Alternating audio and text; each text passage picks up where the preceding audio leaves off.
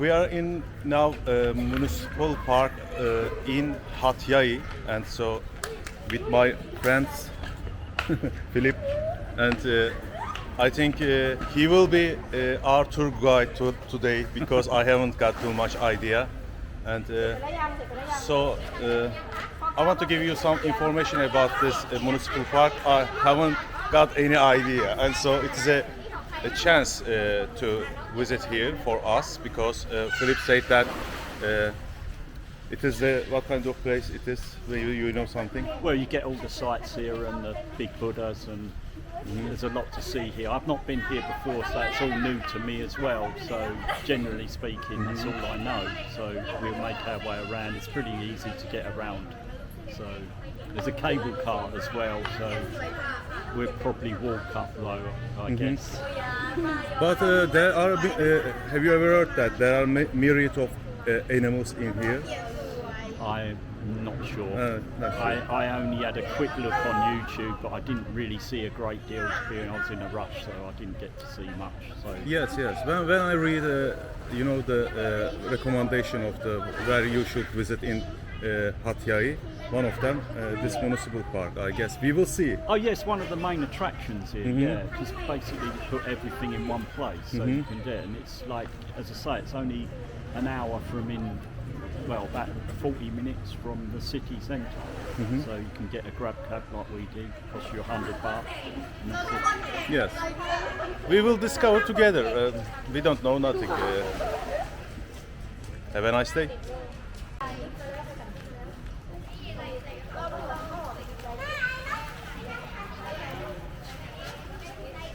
What do you think? This lake, maybe original lake, or maybe just a handmade? Yeah, they generally build parks around lakes, don't they? So, I mean, once a park's being built and there's a lake and everything seems to appear out of nowhere, and of course that Buddha's probably been up there before anything. So, I mean, they just chose this lake area. Yes. My opinion it is better in the yes, city it's centre, isn't it? yes. My opinion it is handmade lake. Looks like, but beautiful.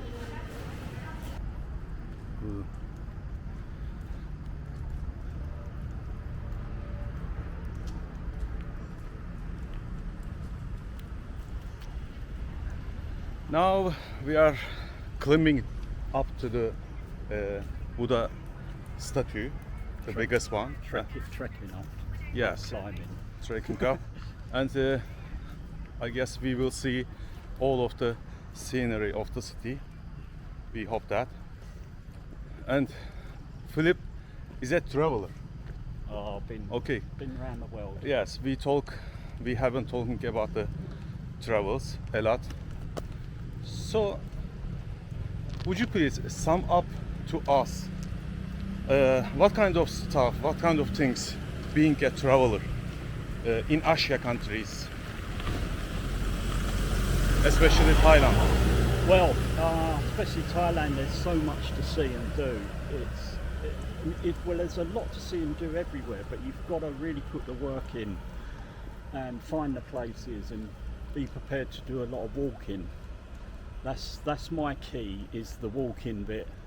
Is to walk like 5 to 10 miles a day in every direction you can from where you're staying, and then you'll find things. Many people go on the metro and the train system and the bus systems, but they're sometimes missing a lot of places.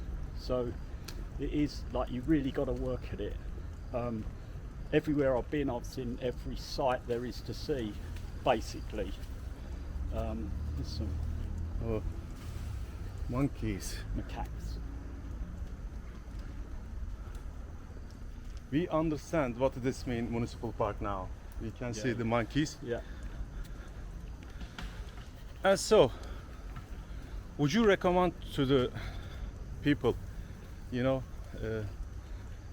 we compare the life in England and Asian countries, what can you tell us about the You know, Well, I'm we are from talking about the happiness. Yeah. Happiness. Oh yeah, a lot happier. It's before you get started, you've got a weather change. And I'm from the UK, so most of the time it's cold. That's not to say we do have some good summers, but living in Southeast Asia, I find it's just there's too much to do and see. Too much good weather, too many nice beaches. People are fantastic. It's a no contest, really. You know, it depends on your background and what you've got at home.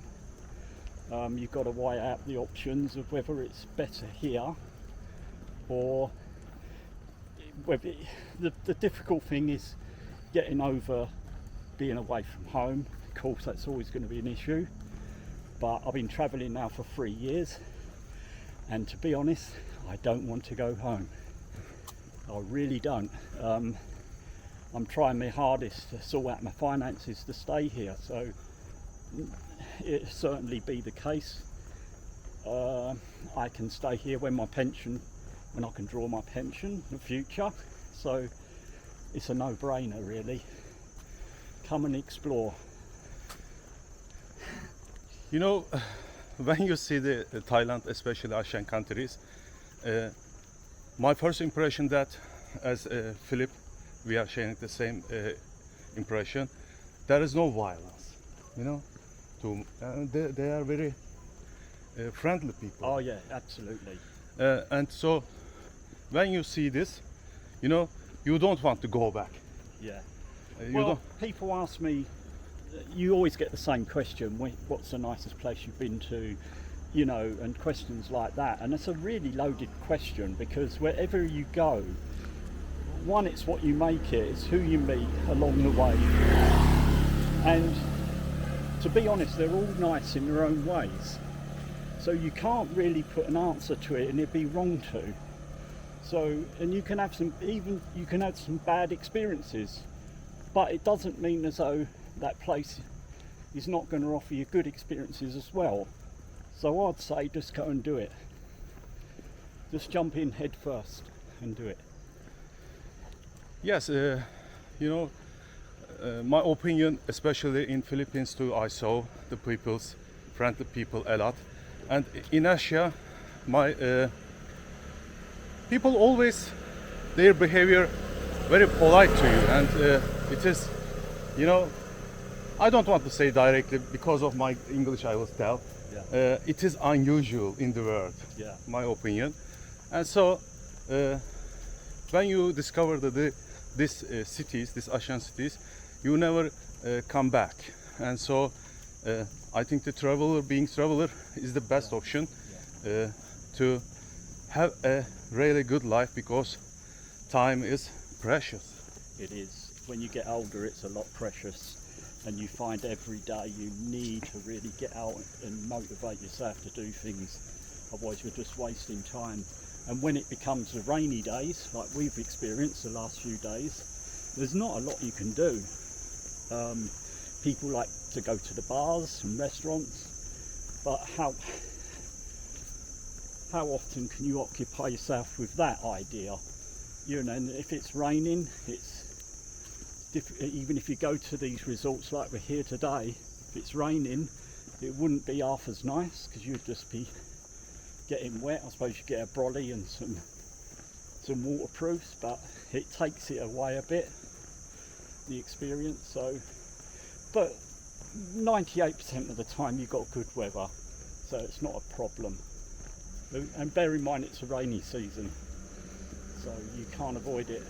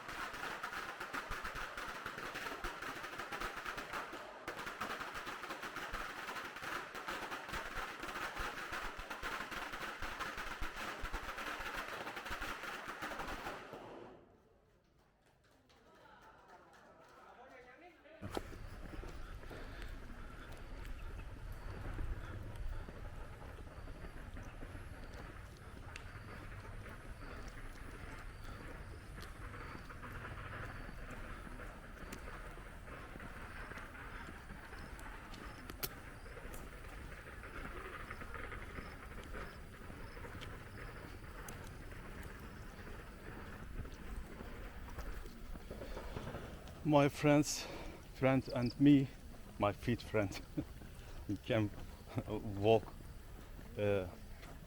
very successfully. Yes.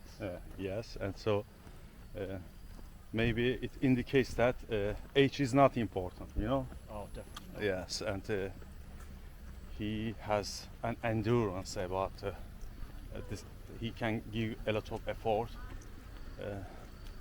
without hesitating Yeah. easily. I've climbed many mountains, Oh, about 20 different mountains. you have got a lot of experience about Oh yeah. walking. Yeah. It's, a lot of it's in the mind. It's your mindset when you're trekking up mountains. Yes, now we are seeing a big Buddha. Now we are seeing a big Buddha statue.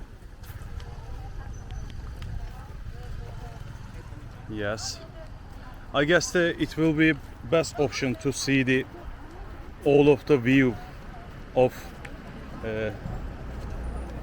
Hat Yai city. I hope so, but we haven't been arrived yet, so we will see.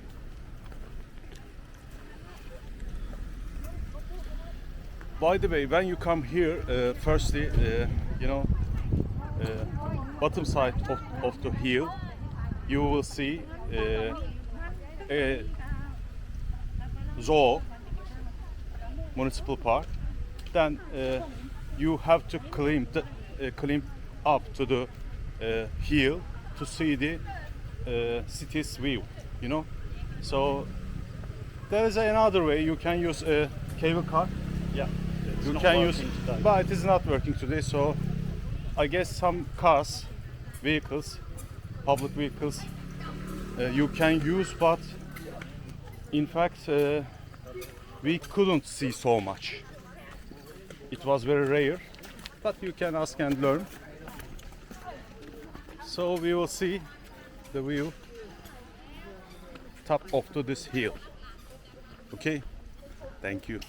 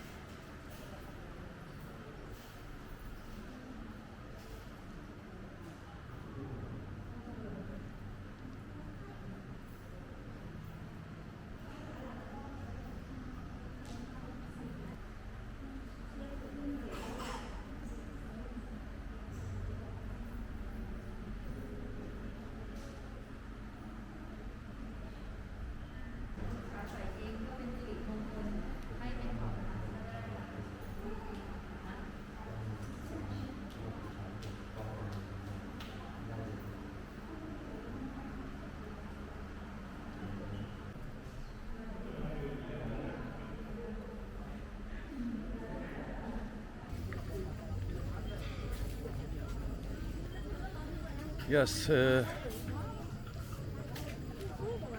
our visit's now finished for today, my opinion, and we met Philip in Hat Yai and In the city, in the city. same hostel.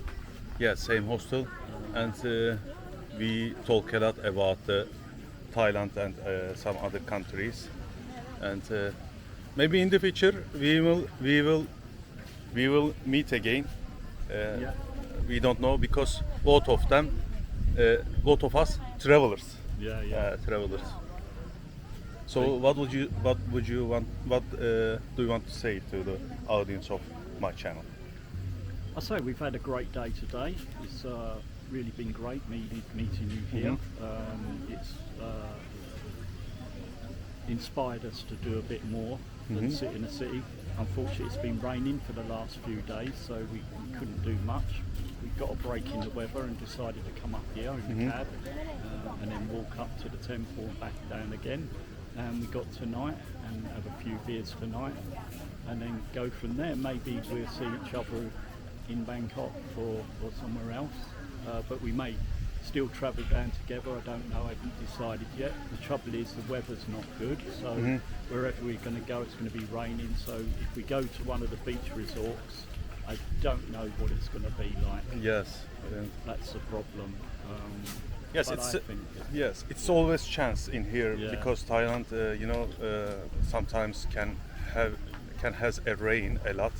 So if you have got a plan to go somewhere, you should firstly check the forecast of the places which you want to visit. Is it yeah, right? but I think it's pretty much all over Thailand, right down.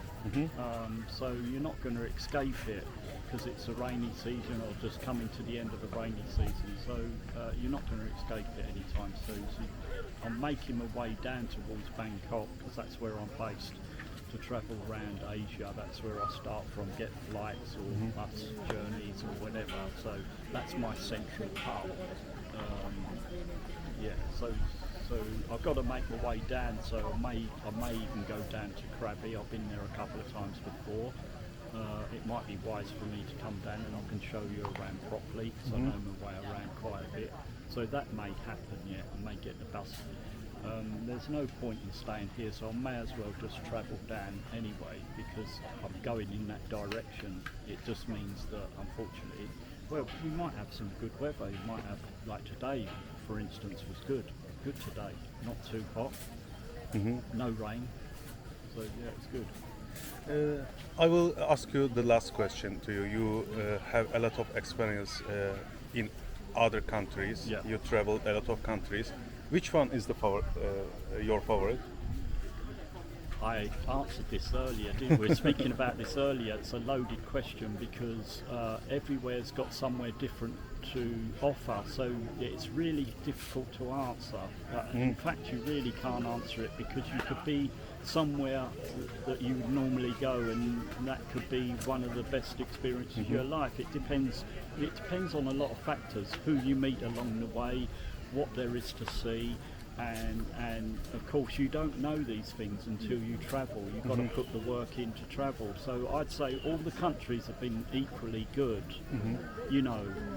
If I was forced to make a decision only on the fact that I've been there quite a few times, is Japan. Traveling through Japan is always good. It's the safest, one of the safest places. There's so much to do and see there. Again, you've got to put the work in, you've got to travel and move around in Japan. It's no good just going to Tokyo. You've got to go to Kyoto and Yokohama. Especially we talk about Kyoto before, and if you want to see a really traditional events, you should go to that's right, Kyoto. because it's the old original city, so you're going to get a lot of history there. The Geiko girls that dress up, they're very elusive. Geisha.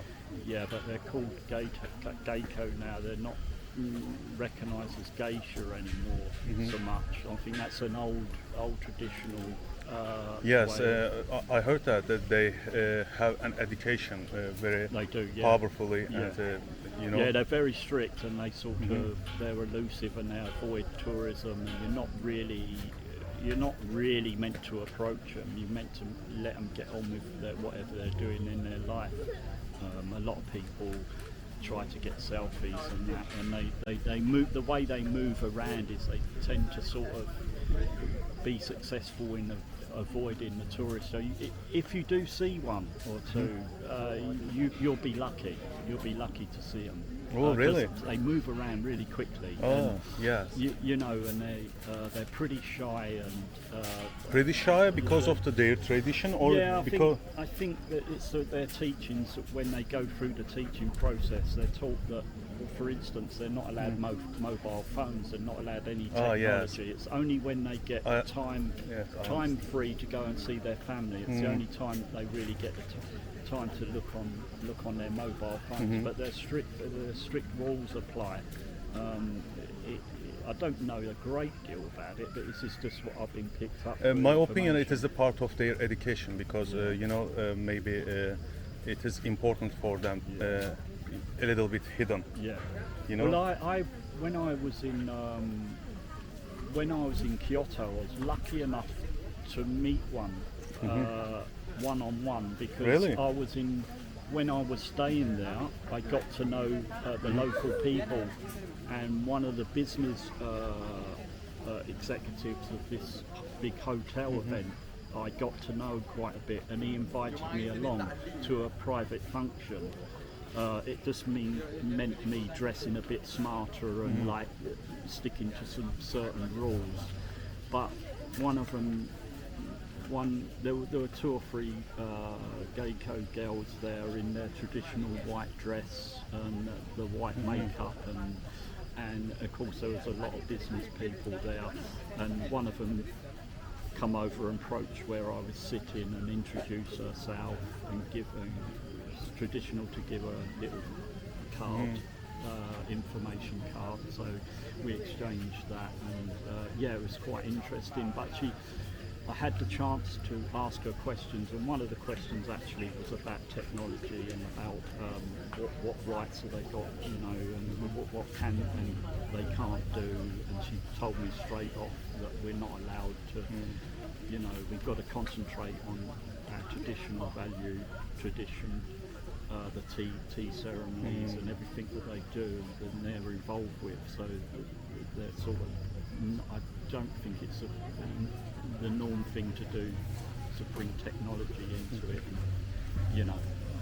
So they have a lot of time. So you are the lucky one, that maybe it is not easy to I was extremely, being so extremely close lucky. to this. Yeah, I have actually got a photograph with her. The guy I was with took a photograph with me. Maybe with you can do.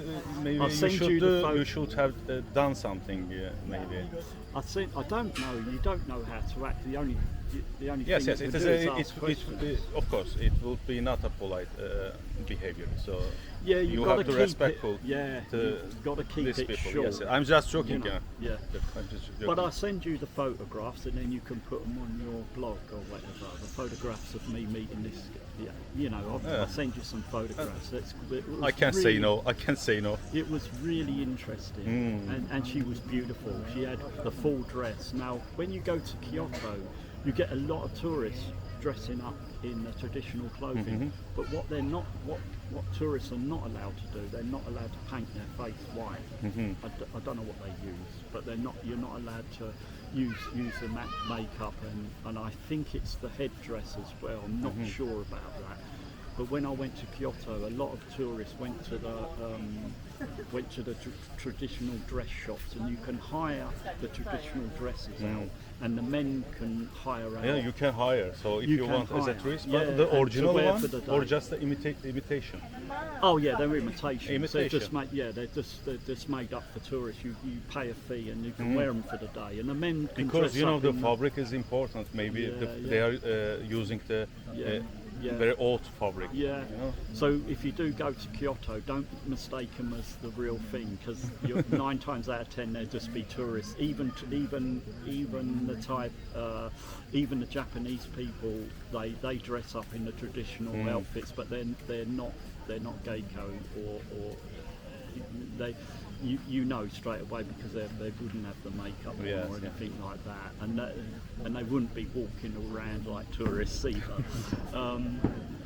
You see a lot of people, and it can throw you off sometimes, but they look beautiful. The women do dress up really well, especially around. They are physically beautiful. I mean, that tall, or Yeah, they're all walks of life. They're middle-aged up to older people. you know, younger girls. I mean that they are maybe they selected. No, because they're tourists. The tour in the area. They just like go to the shops, and some of the shops they do the traditional gowns and everything, and then some of the shops they do the makeup as well to make them look more pretty, but not the white. They can't do the traditional. They can't look exactly like that. They're not allowed to do that. So, and the men as well, you can get the gowns to wear. You can dress up as well. I didn't personally do it because I was on my own, so I was just travelling on my own. I just thought it'd be a bit odd me walking around with a traditional dress on, so it just didn't look right. But yeah, but I would say if you're going to go to Japan, go to Kyoto, because Kyoto's the old original city, and Tokyo took it over. But that's in Kyoto is where you're going to see more history, and more beautiful things to see, and the food's fantastic. Everything is really great about the place. Tokyo's a bit like a big city. It's like every other city, massive skyscrapers. Like the other cities, same. But Kyoto is more about traditional ways. You'll learn much more about the history and that. There are other places as well. Another place that's that not many people know about is a place called Yokohama. That's really near Tokyo, so it's like about a 45-minute train journey, a 40-minute train journey. And then what you can do when you get off at the stop, you still have to cross the river onto the island, but you go over a rainbow. It's called the Rainbow Bridge, so you can actually walk over there. There's a pedestrian footpath over there, and it's worth doing that, because rather than just get like a train over there, the train will take you over there, or you can go by car. I think, I'm not sure, but I'd say stay this side on the mainland and then walk across, because it's not that far, and it's just like walking over quite a long bridge, but the photographs you can get are just amazing, and it all lights up at night. And also when you get onto the island, you can take boat rides through the bridge and back again, and that's where you'll find a lot of like history and science museums are on the island as well. And you probably know about the Asimo robot, the Honda robot that runs. You've probably seen it on YouTube or the telly. Well, that's where he stays. Basically, that's his home, if you like. That's what they told me anyway. So, because when I went into the science museum, the first thing I see was the little robot. And you'll see him running in here, come up and say hello, and then it's normally, if you're a tourist, and there's a lot of Japanese people that go there, normally it's programmed to come to you because you're a tourist, and it's like hello, and they'll wave to you and shake your hand and stuff like that. And that's what happened to me. But what I'd say is, look around the centre a bit more, because there's better things to see. There's actual android ladies, android men and ladies. Yes. I watch on YouTube. Yeah, you can sit down and talk to them. You've got to keep the questions basic, because obviously you've only got a set of answers to answer you, and it can only program what you're saying. It can only relate to what certain simple things. So you can't ask too too much technical questions. But what I will say, it's the only time in my life where my hair stood up on the back of my head, because it's the only time in my life where I could see the future, because they were so lifelike. The face features moved, the eyes, the nose, everything moved on the face and the hands. And the most strange thing about it, they've not tried to glamorize it, because the actual lady android, AI android, or whatever you want to call it, is based on a middle-aged lady with facial features. So it elevates the facial movements, so you can see it more. But it looks so real. So Especially skin is when you touch. yeah, skin moves, the teeth, the mouth, everything moves, and the eyes. And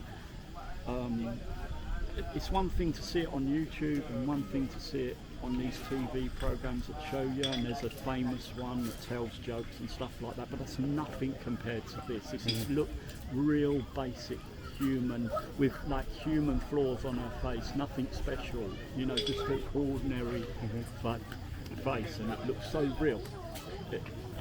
And it's I don't know what it is. It's a bit unnerving, because you sort of like, wow, that's coming, that's already here. But it's like, if you think from now, I'd say another 10 years time, they will be in the public without a doubt. Yes. Now the brain is ready. Artificial intelligence is ready. You'll be able to design your own AI robot, if you like, and it'll do simple tasks for you. And I believe in the future, I'd say give it another 10 years, you'll be able to go and buy one and have it as a person of interest, if you like, an AI robot of interest, as though you would buy a toy, you know. And I think it would do simple tasks, you know, whatever it's capable of doing, because it's, the problem is it's got to adapt to the environment it's in.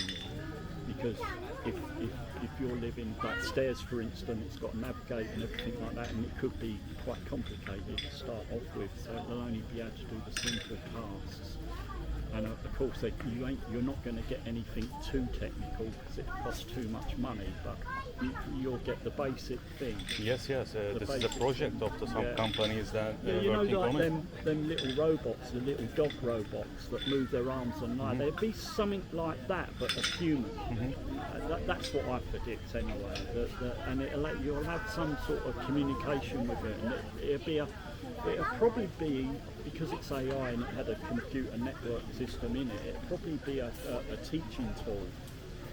I think it'll become a teaching tool for stay-at-home children who don't go to school, or there's some reason why they can't go. I think it'll be a teaching tool as like a teacher.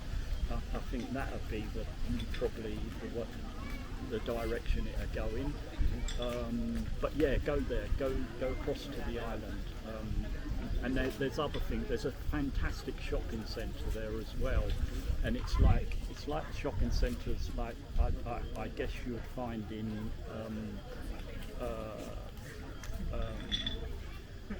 in the States, where you've got like skylights with lights and stars and different objects that you can walk through a tunnel, and different boutiques, and the architecture is fantastic, you know. Yes, maybe if I can catch a chance to go visit there, I will follow your recommendation about. Oh yeah, because Japan. it's really easy. If you're in Tokyo, you'll see on the train station Yokohama, and just jump on the train and you're there. It's really simple. It's just basically one line. There's no change in the train. You just go straight there, and then across the bridge, and then you got a good day there.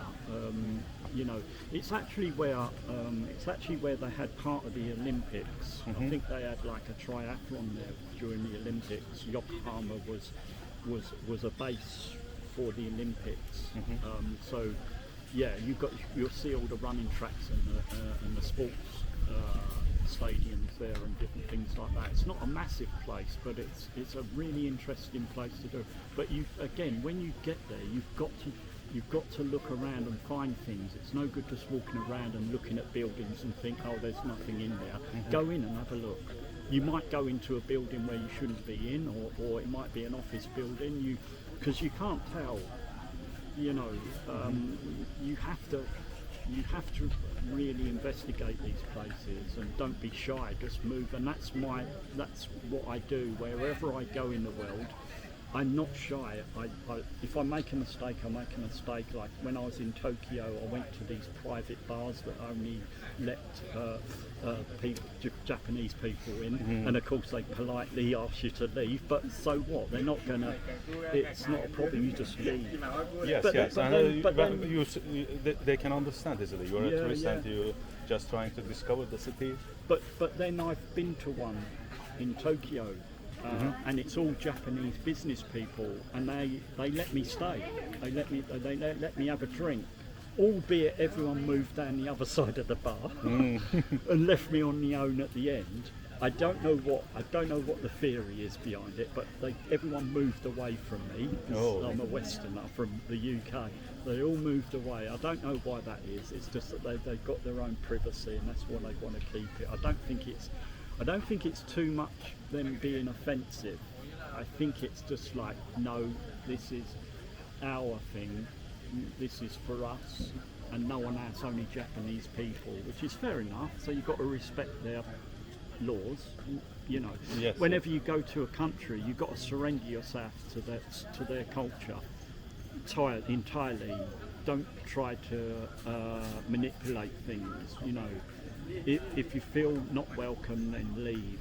But Yes, it was only especially my opinion, we shouldn't critique too much. You know, sometimes because of the cultural differences, sometimes we can see unusual things for us.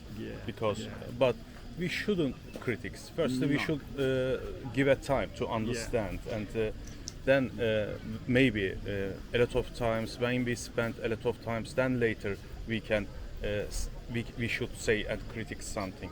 But directly, no, because you know, every country's well, you can't, because you're an alien. You're not in your country, so you cannot. You've got to abide by everyone's laws, you know, and you've got to be like really proactive with it as well. Japanese people, for instance, it's like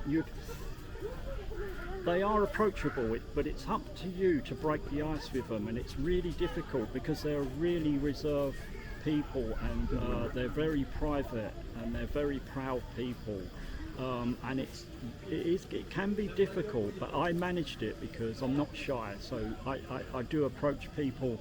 Maybe people just walk away, but sooner or later someone wants to talk to you. It's normally the younger generation, because they've been brought up different. Their attitudes towards different nations are different to the older people. The older people are quite difficult, although because they are conservative, and sometimes it is not easy to approach them and talk, communicate them. Yeah, it's really strange because, as you know, I do a lot of walking, and sometimes you lose direction and your phone stops working, and these problems arise. But if you ask any Japanese person on the street for directions, you've got to be careful with this one, because they'll actually stop and take you there, literally take you there. They won't like point or give you directions. They're so helpful and kind. They will take. I've even had people saying, right, you're in the wrong area, I'll take you to the metro. They get on the metro train with me, take me there, take me to wherever I'm visiting, and then say goodbye and bow to you. And then, but this happened a few times, and then I stopped asking people for directions, because I thought, oh, well, I'm taking them out their way. I'm like disturbing what they're doing during the day, and I felt really bad. But it's in their nature to be friendly and nice. And of course it's very safe as well. You can leave your valuables, and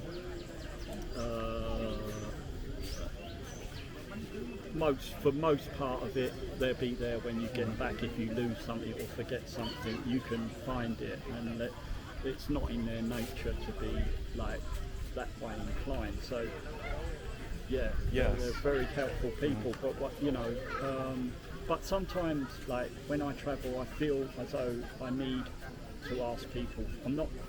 I don't, because people generally like to help you.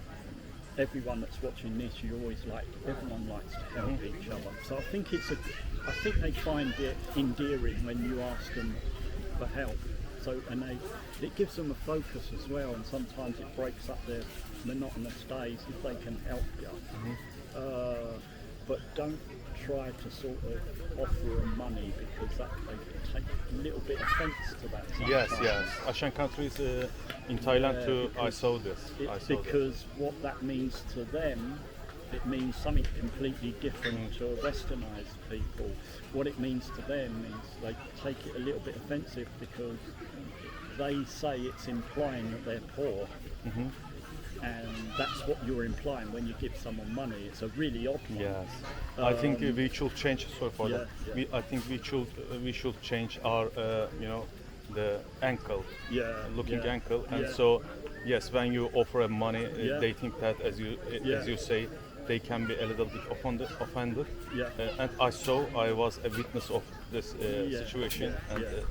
Yes. But there are, that being said, of course, there are people that are homeless there. You can give them money, but they will bow to you before they take the money, and normally they feel quite embarrassed about taking money. But you can do it, but don't do it in restaurants and the local people. The other thing that they do, which I found really amusing, was that I went to a cocktail bar. Now, I had a few cocktail bars. I had a few cocktails with the local people there, and some snacks and different things, and a couple of beers, obviously.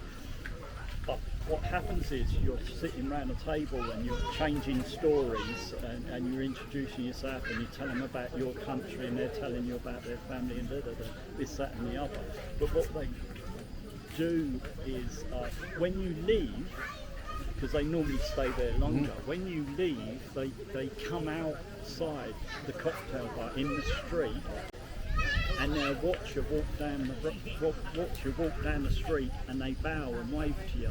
All of them, all of the people you're with. So when you come out, you look behind you, and they're all like, it's because it's something that we don't do. Yes. It's a culture. It's a cultural difference. It's just politeness. Yes, we talk a lot with Philip, but almost dark. Yeah. And sun's so gone down. I think we forget it, and now. We'll turn the camera around and show them the view. Yes. Let's show you the view. The city, Hat Yai. You can see